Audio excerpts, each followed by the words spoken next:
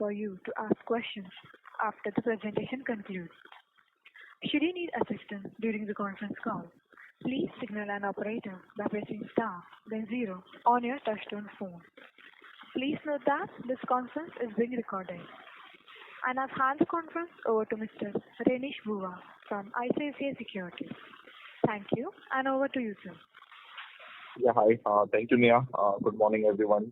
Welcome to SBFC Finance Q1FY25 conference call. I will now hand over the call to Sanket for the introduction and take this call forward. Over to you, Sanket. Thank you, Renish. Good morning, everyone. Thank you for joining the call early in the morning. I have with me the management of SBFC, Mr. Aseem Dhruv, Mr. Mahesh Dhyani, Mr. Narayan Barasia, and Mr. Pankaj Poddar. We'll start with opening remarks from Aseem, followed up with financial detailing from Narayan, and then we'll open the floor for questioning. Over to you, Aseem.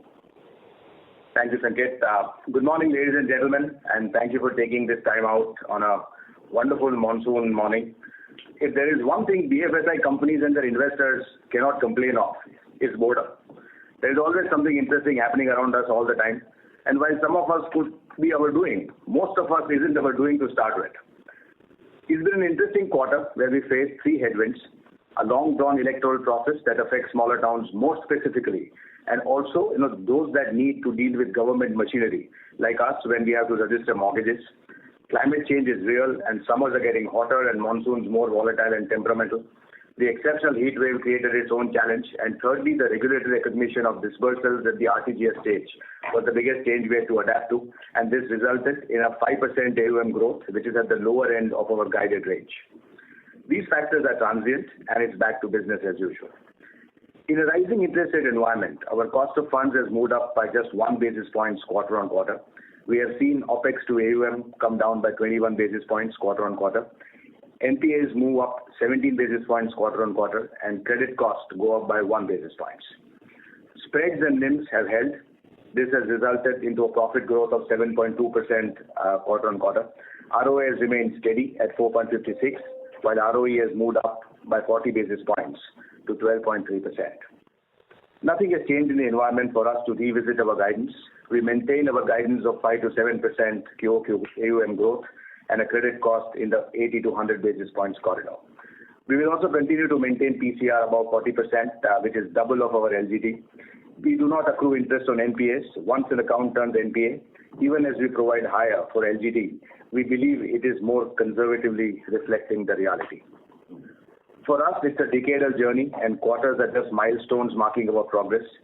So, with your permission, I would like to get back to business, at hand. But over to you, Narayan. Thank you, Aseem. A very good morning to you. In terms of business, our AUM grew by 35% on a YY basis, 5% on a QQ basis to 7,167 crores. Out of which, almost 99% of the AUM is secured either by property or by gold. Our MSME AUM grew by 38% on a YY basis, 4% on a QQ basis to now 5,954 crores. We added 3 branches during this quarter. Our average ticket size of MSME loan remained at about 9.2 lakhs. In terms of borrowing, our borrowing cost remained constant at 9.32% for the full year. We have received a rating upgrade from CARE in this quarter from A+ positive to AA- stable. We have diversified further and have raised money by issuance of listed NCDs from mutual funds. We are further looking to diversify borrowing as we go along in future. In terms of asset quality, our GNPA has slightly increased to 2.6% as of June 24, with a PCR of 42.6%. Our credit cost is steady at 0.86% for the quarter. In terms of capital and return ratios, our yields on loans and spreads are stable at 17.58% and 8.26% respectively. Our OPEX for the quarter is 4.8% of AUM, which is lower by 25 basis against Q4 of FY24. Our return on average AUM for the quarter is stable at 4.6%, while return on average tangible equity has increased to 12.3%. Our tangible net worth is rupees 2,604 crore as of 30th June 24, with capital adequacy ratio of 40.8% and debt equity of 1.42 The PAT for the quarter is 79 crore. They were reporting a growth of 7.2% sequentially against the AUM growth of 5%. With this, we open the floor for questions and answers. Thank you very much. We will now begin the question and answer session. Anyone who wishes to ask a question may press star and 1 on their touchtone telephone. If you wish to remove yourself from the question queue, you may press star and 2. Participants are requested to use handsets while asking a question. Ladies and gentlemen, we will wait for a moment while the question queue assembles.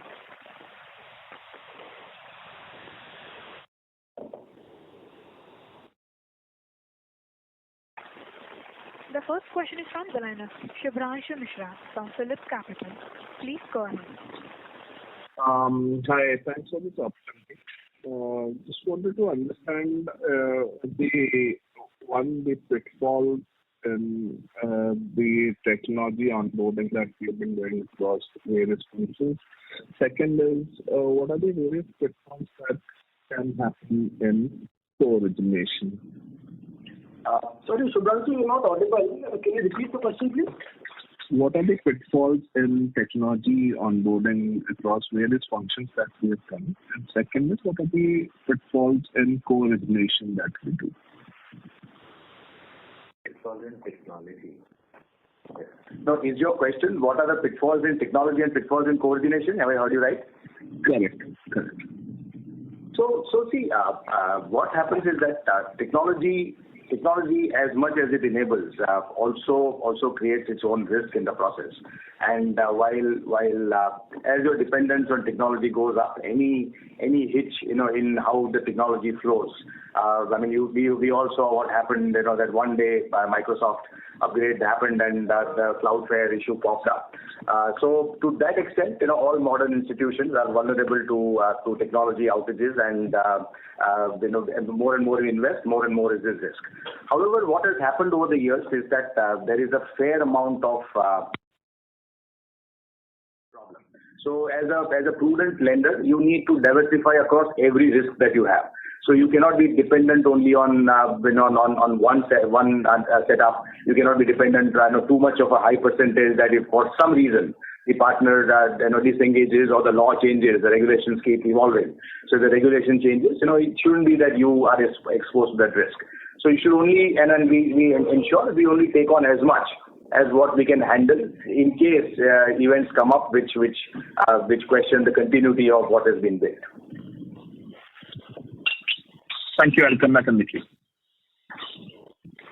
Thank you. The next question is from the line of Renish Bhuva from ICICI Securities. Please go ahead. Yeah, sir, just 2-3 questions from my side. One on this ticket size. So when we look at the disbursement ticket size, it is actually falling consistently from last 3-4 quarters and now settling at about 9.2 lakhs. So what is happening there? Essentially, with inflation, this revenue should go up. I'm just wondering, are we changing customer segment or what is happening there? So Renesh, hi. So as we were mentioning on our calls, and as you would see as our distribution keeps on getting deeper in every state, our incremental origination is going to be away from tier 2 towns and nearing more towards tier 3 towns, where the ticket sizes are going to be obviously lower. So on a margin basis, origination basis, the ticket sizes would come in. What we've also maintained is that between 9 to 11 lakhs is what the ticket sizes are going to be. Last quarter we were closer to 9.6 and this quarter we are closer to 9.2. But by and large we should be between 9 to 11. It also gives us some benefit in terms of our yields and to maintain our spreads as we move along on the lower ticket size, because obviously the yields comparatively are a lot better. So if you really look at both the engines in terms of co-origination, where the ticket sizes are slightly larger, yields slightly on the lower side, but that's more than compensated with the lower ticket sizes, but compensating for the high yields. So on an overall profitable mix, you will see a very stable spread that come through, and yields are also pretty much at almost 17.6% on a quarter-on-quarter basis. Sir, if we go by what you have just said, that ticket size will remain between 9 to 11 lakhs, we are already at 9.2. So, going ahead, do you feel this ticket size will remain where it is currently, or it should further go down? Still basis points here or there, but largely within the set guided range. So I don't think it's going to go down to 6.5 or 7.5. But yeah, between 9 to 11 is something what we are comfortable.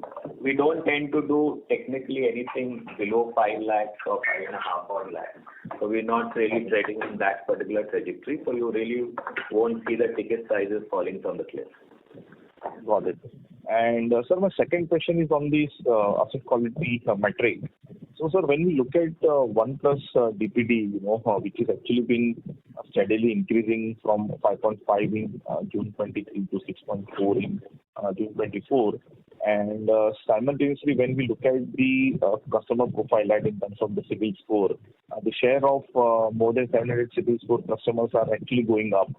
So I'm just not able to connect the dots here, wherein at one end, quality of, the share of quality customers is increasing, but at the same time, on YY basis, 1 plus DPD portfolio is increasing. So for Q1, we have seen a muted collection efficiencies, and that has impacted the portfolio into 0 plus and 90 plus in that sense. We expect the same to stabilize in coming quarters. And this is not a sequential impact as per our assessment. No, but sir, if you look at last 7-8 quarters, in fact 10 quarters, the 1 plus DPD as on June 24 is highest.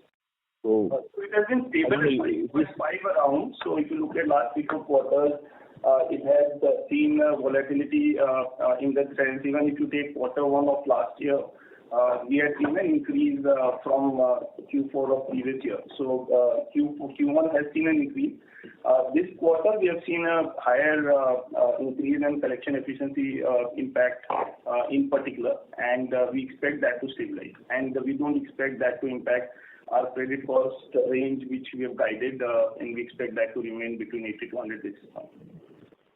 Okay. Got it, sir. Thank you and best of luck. Thank you. Ladies and gentlemen, you may press star and 1 to ask a question. The next question is from the line of Nischint Chawathe from Kotak Institutional Equities. Please go ahead. Thanks for taking my question.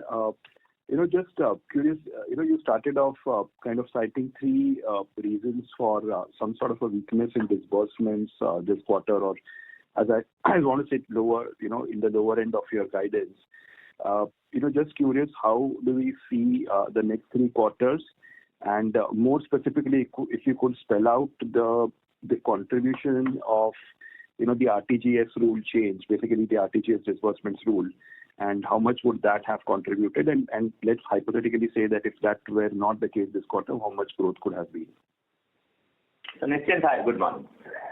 So as in the opening remark, Aseem rightly articulated, the key reasons. So if I were to numerically translate that, it was roughly a month's disbursements that were impacted. If you were to look at our overall volumes and even probably take the lowest possible denominator for last year's numbers, so we had close to around 2,000 to 2,500 odd customers. So if you were to translate that particular number, we would have been closer to 7,800 odd customers for the quarter, which would have been technically higher than the previous quarter. Having said that, yes, the month of May was impacted, and partly also because of the circular and also because of operational limitations that we had during that particular electoral season. Having said that, the good news is that June was back to where the business was. So whenever you do a process change and probably adjust to the new norm, there is going to be a 1-month impact, but then it gets back to its role from the next quarter. So which gives us the confidence of saying that it should be business as usual from the current quarter onwards. And our guidance with respect to our growth rates continue to remain the same, so there's been no change as such. The only minor tweaks which I mentioned earlier could be on the ticket sizes moving, but that's also going to be largely in the same range. But ticket sizes moving, does it sort of, enrich the yield mix? That is, no. So if you probably look at our yields and spreads, so given the current season that you would probably observing, our spreads have held on. Our yields also have held on. Despite our co-origination percentage being 22% on a higher base. So if we've managed to maintain the yields at roughly at 17.6 and our spreads at 8.25 or whereabouts, which goes on to say that it's been largely more than compensated with the better yields on the lower ticket side. And this is a trend which we probably think should continue, right?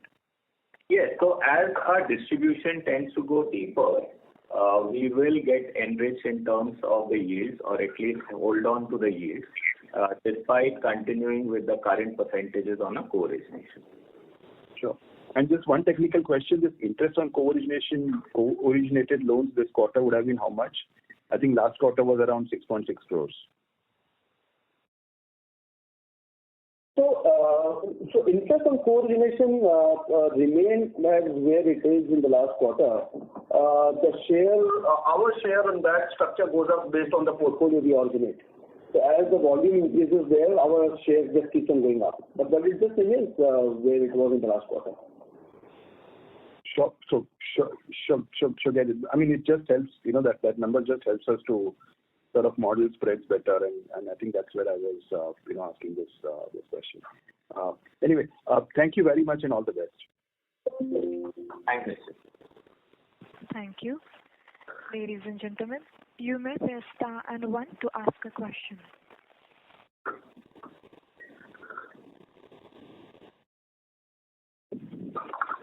A reminder to all the participants, you may press star and 1 to ask a question.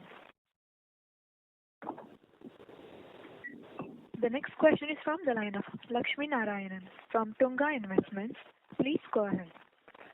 Thank you so much. A couple of questions. First is that there has been a push from RBI as well as other eminent people in the government saying that we need to bring down the rate that is being charged to the end customer. So how does that affect company like us? How do we demonstrate that we are charging a reasonable rate to our end customers? That is the first question I have. The second question is that given there have been changes in the way in which debt schemes are being, not only debt schemes or a lot of taxation things have got changed, how does that change your treasury operations on a short-term or a long-term perspective? Yeah, thank you. So see, the regulator basically is trying to strike a fine balance between what is fair interest rate and what is usurious interest rate. Now it's anybody's guess in terms of exactly where this line is drawn. But as long as what is charged is not unreasonable, they have been largely leaving interest rates to the lenders to decide. Now the point that they were making was specifically, that was mentioned by the governor as well several times in his speech, that it was specifically aimed at microfinance and the yields therein. So what we believe, is that our yields are, and that is something we have to continuously be sensitive about, that we don't end up crossing the line. Somewhere it is between striking the right yield for the business that we strike for in terms of the ROA, as well as balancing that from the customer's viewpoint, it doesn't become unfavorable or too burdensome. So, so at the moment we believe that we are holding that balance, but you are right, that's something that we have to be mindful of. On your second question on treasury operations, again we are doing our best to diversify our exposures away from any dependence on one lender, one class of lender. So if you see 2 years back, 77% of our funding used to come from banks. That number has moved to 54% last year, and the number may move to under 40% this year. So we are diversifying away from banks. Within banks, we are diversifying between foreign banks, PSU banks, private sector banks, etc. To ensure that even within banks we are well diversified and we don't have dependency on a large lender. And we have opened up after our upgrade to AA minus ratings. We have opened up the NCD platform where we have borrowed from almost all the large mutual funds that you can mention. And we will now be borrowing from DIIs shortly to diversify our lending more and explore ECBs, etc. As well down the road. In terms of the flow into debt schemes anyway wasn't material. So that anyway hasn't been material even before the budget. Post that, the flow may get muted a little more. However, we are not seeking. I mean, we are a small company. We're not seeking that large levels of finance. And whatever we are seeking, that seems to be reasonably easily available, and there is appetite for our paper at the moment. Got it.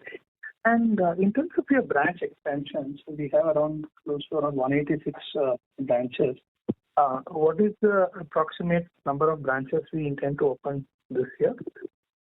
So what we've been always guiding is that in a year we would be opening close to around 20 odd branches whereabout, and these would largely be in states where we are already present. So we're not adding any new state, but the existing states where we've been reasonably covered, we will only go deeper in those particular markets. And do you actually do branch-wise profitability? And if so, at what point in time a branch becomes profitable or it will at least break even? Yes. So what we do is that for the purpose for our investor deck, we call out the AUM at a branch with their aging. But internally, we do have a profitability matrix driving it down to a branch level. And typically, how long it takes for a branch to break even? Is it less than 18 months or more than 18 months? So we've got two products. We've got gold and the other which is backed by property. So both have different metrics, but to probably answer your question in a different way, a gold branch at 6.5-7 crores gives us the required ROE, and an ME location or an ME branch at an AUM of close to around 33 to 34 crores gives us the required ROE. The break-even period could be anything between 12 to 18 months, depending upon the location and the branch matrix that we operate in. Okay.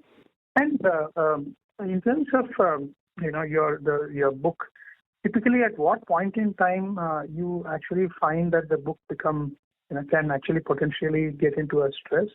Is it that at the end of 12 months you can actually send? In general, what is the pattern? When does a typical loan, if you just take the entire cohort, would actually you start getting bounces? So this is a mortgage loan, so typically we see the vintage curve kicking in at a 36-month kind of time frame. So that's the maturity curve we look at, and based on that, we have built 80 to 100 basis point credit cost in the mortgage. Okay. And one last question, what kind of hike you have actually affected for your employees, and what has been the attrition at the mid and the junior level staff for us for the last year? So the blended basis, you would have 8 to 10% of increment at a company level.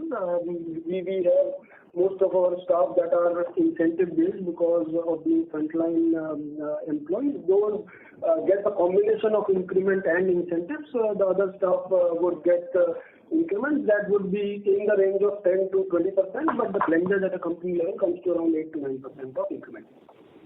Mm-hmm.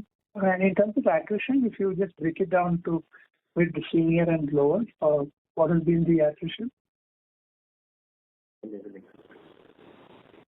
So sorry, can you repeat the question?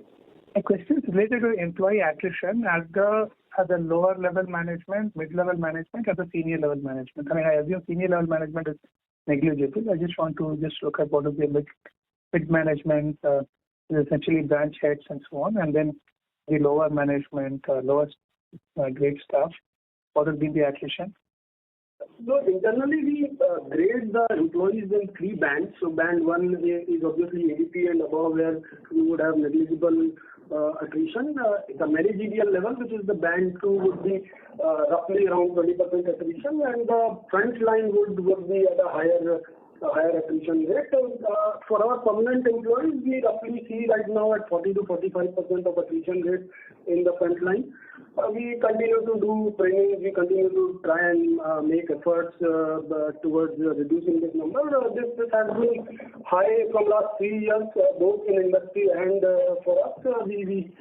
We endeavor to reduce it further. It was upwards of 50% as of last year. This year it has stabilized slightly, but we intend to bring it lower going forward. Got it. Thank you so much. I'll get back in queue. Thank you. The next question is from the line of Himanshu Taluja from Aditya Birla Mutual Fund. Please go ahead. Sure. Thanks a lot. Thanks a lot for the opportunity. Just a couple of questions. I actually initially missed your comment, so probably I may be repeating.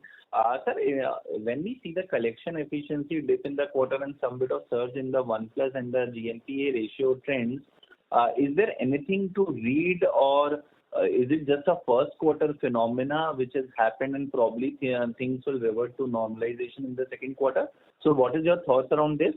And the second part to the question, is there any signs of deterioration in the ticket size which you are operating from an industry practice in the secured MSME?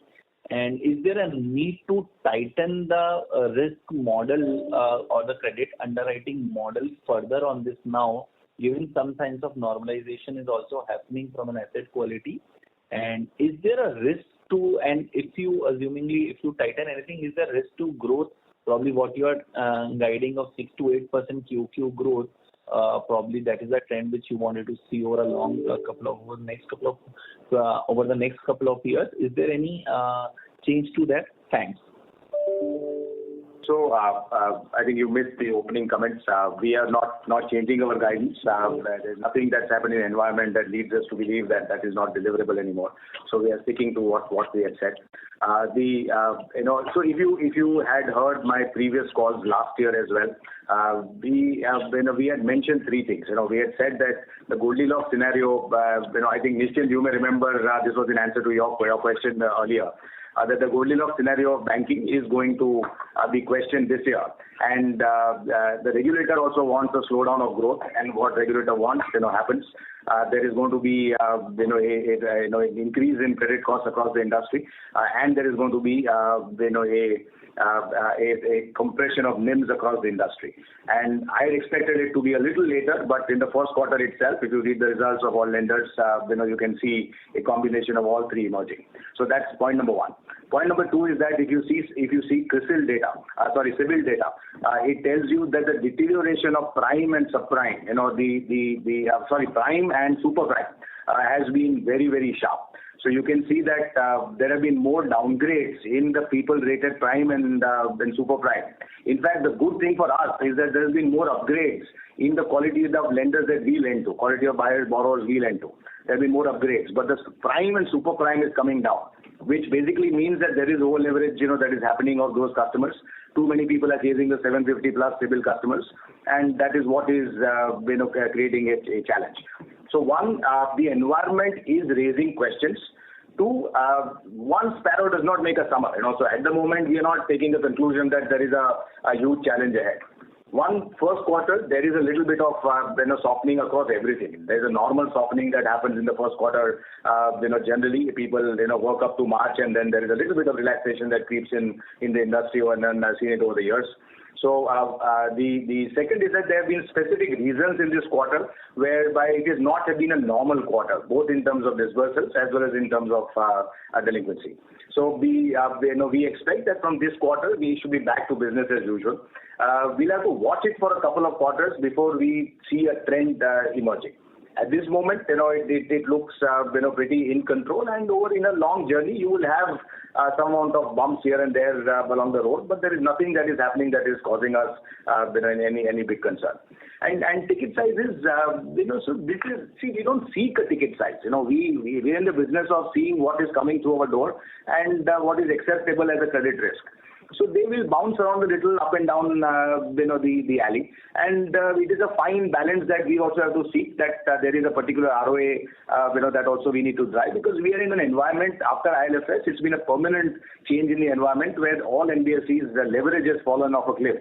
So which means that unless the NBFC is able to sustain and deliver a high ROA, it will struggle to deliver the ROEs. We are in the business of delivering the ROEs.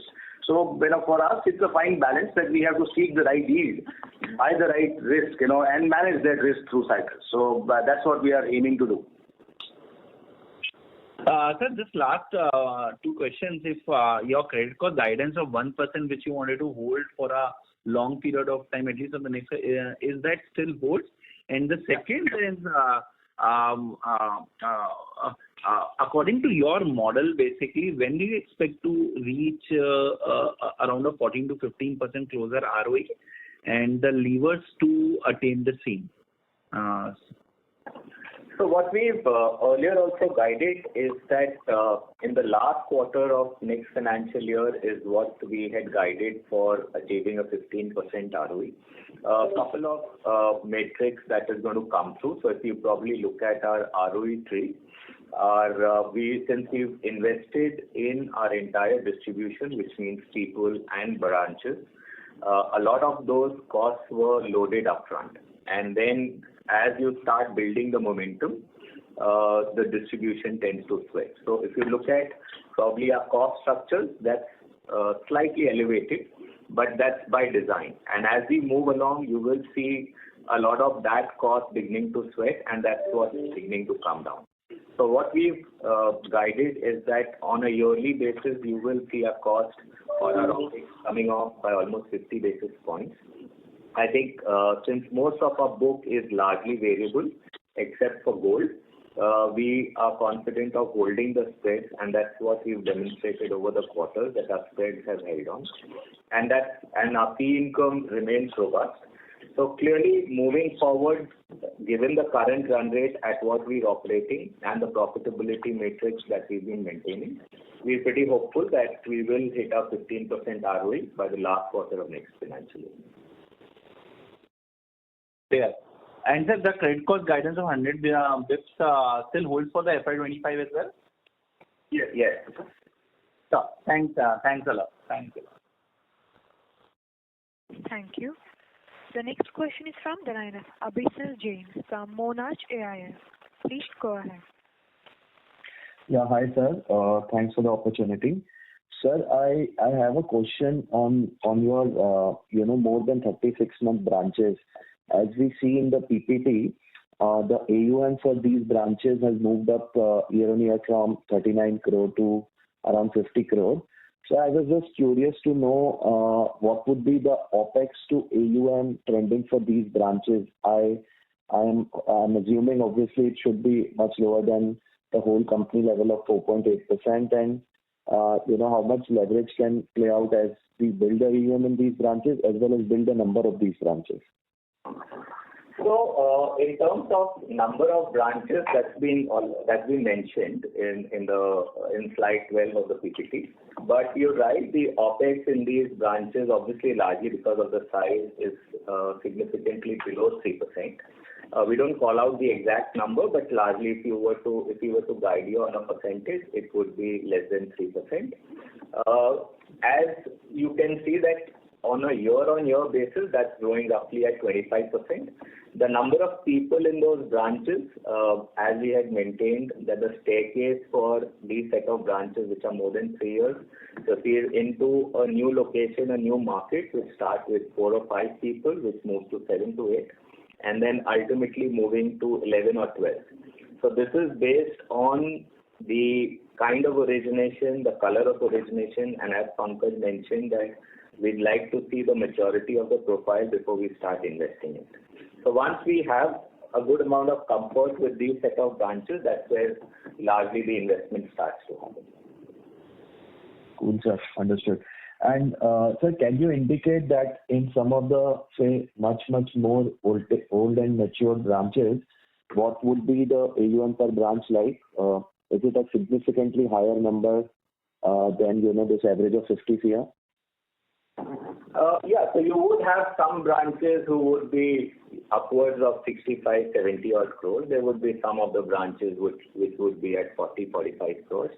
But then it's a combination. A 45 crore branch could be as profitable as a 65 or a 70 crore branch because the cost and the OPEX structure for both the branches may be really different. But as I mentioned earlier, that as long as our branches beyond 33 to 34 crores on the ME side starts delivering, the required ROE tends to come through. Understood, sir.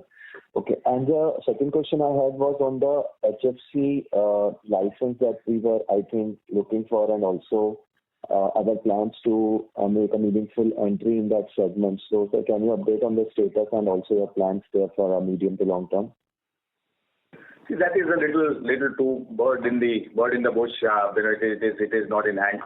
We have applied for the license. We don't know what time it would take. As and when we hear from the regulator, we will then come to you with specific plans. Understood, sir.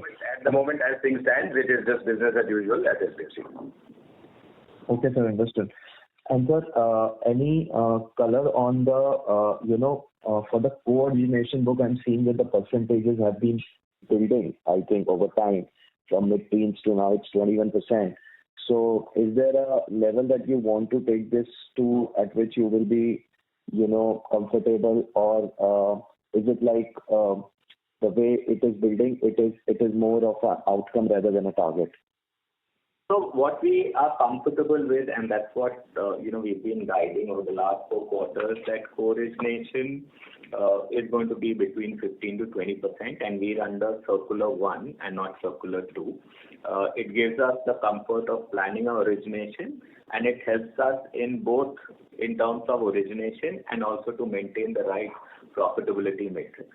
So from a guidance perspective, we're happy to be around 20 odd %, even at a slightly higher base. Understood, sir. And last question, sir, on the gold loan book, it's around 16%. So again, that percentage also you want to maintain or grow it slower or faster than MSME? Yeah, so broadly we were at 85-15, largely by the ticket sizes. So if you really look at our gold loan business, that's got a bump up largely because of a good gold price.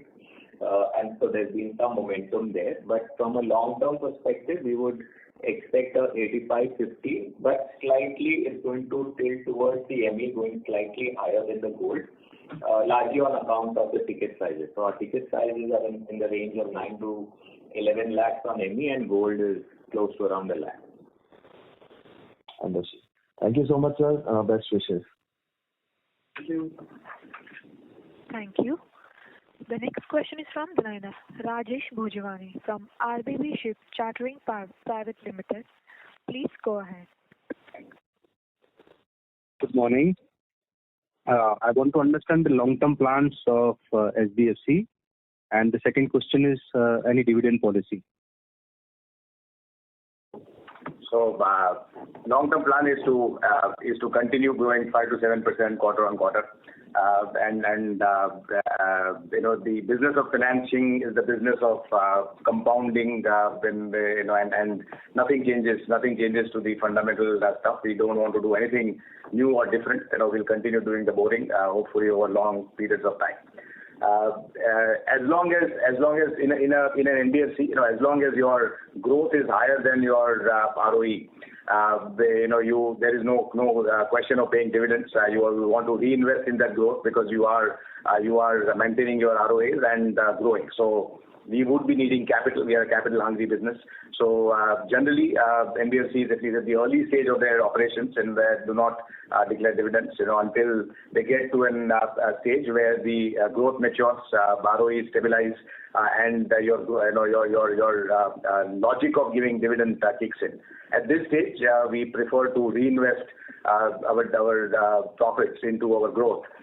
Because that is also delaying the next capital raise in some sense, and thereby pushing up and our ability to move the leverage up. Thank you. Thank you. The next follow-up question is from the line of Nischint Chawathe from Kotak Institutional Equities. Please go ahead. Just two small data keeping questions. How many of your customers have Udyam registrations? And what was the headline attrition rate that you mentioned, in one of the questions? So Udyam registration would be upwards of 75% customer base from a origination standpoint. And attrition at a different band. Band 1 was negligible. Band 2 closer to 20%, which is a managerial grade, and the frontline permanent employees would be around 40 to 45%. So you said band 2 is how much? Band 2 roughly 20%. Okay. And at the overall company level? I'll have to get back, Mr. No problem. Thank you very much. Front end is the majority, so it will be around 40 for sure. Yeah. Okay, got it. So those were my questions. Thank you very much. Thank you. The next follow-up question is from the line of Shubhranshu Mishra from Phillip Capital. Please go ahead. Hi, thanks for the opportunity for follow-up. Just wanted a bit of details on the gold loans. What kind of ticket sizes are we doing? The average ticket sizes, what's the behavioral tenor on the balance sheet?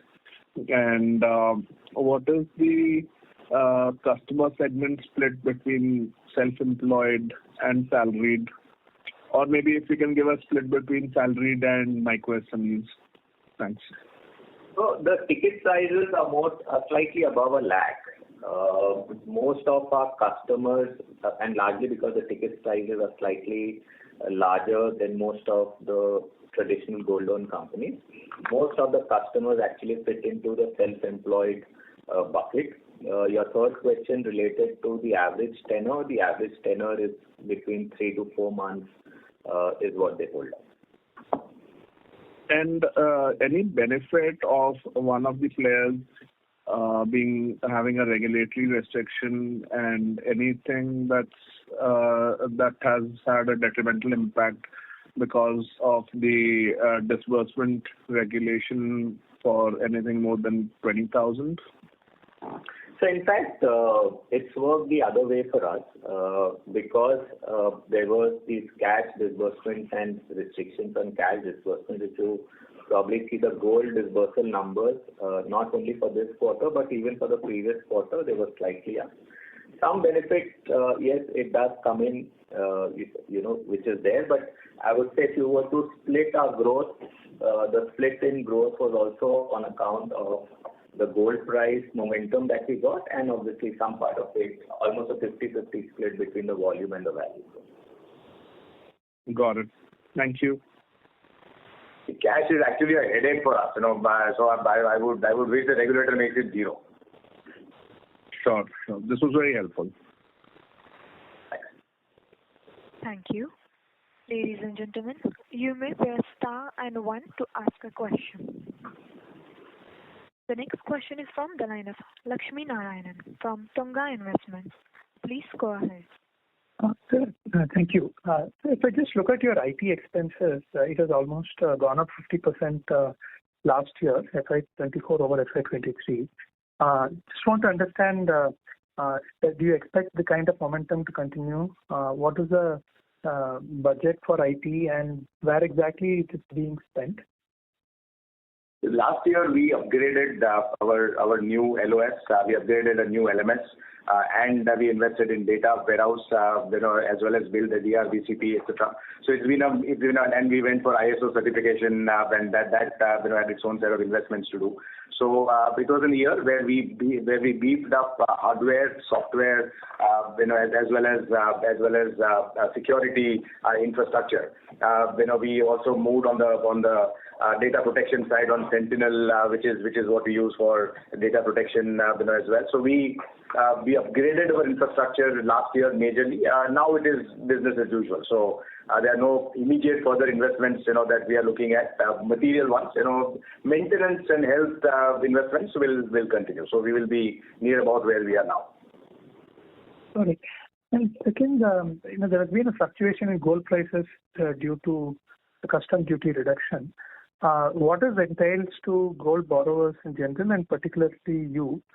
Did you adjust the LTV, or have you actually called for more capital? So largely what tends to happen is we follow a daily MTM process, and clearly while at the time of origination, you are expected to maintain a 75% LTV also. In case there is a variance in the value, we do call on to the customers to either put in extra gold, and with some bit of time lag, then we put up the gold for auction. So clearly, from a gold price perspective, we're not really in a business of looking at the gold price and then speculating how this is going to unfold, or probably project that is going to give us a higher margin of safety. We work on a real-time basis, on a daily basis. If there is any fluctuation on it, we would go ahead and take the right appropriate steps to maintain our margins. If you look at our overall delinquency numbers and 90 plus in particular, so we have a very strict norm of ensuring that those auctions get conducted the moment the MTM breaches happen, and that's been now consistently being followed on a quarter-on-quarter basis. Also, see, we knew that gold prices were a little overheated, so we were pricing it lower to start with. We were not giving market rates when in the lead up to the budget. So to that extent, our customers also are in a better shape, thanks to that. Got it. It was very helpful. Thank you. Thank you. Ladies and gentlemen, we'll take this as the last question. I would now like to hand the conference over to the management for closing comments. Thank you for joining the call. We will continue to engage quarter on quarter. Thank you. Thank you. On behalf of ICICI Securities Limited, that concludes this conference. Thank you for joining us, and you may now disconnect your lines. Thank you.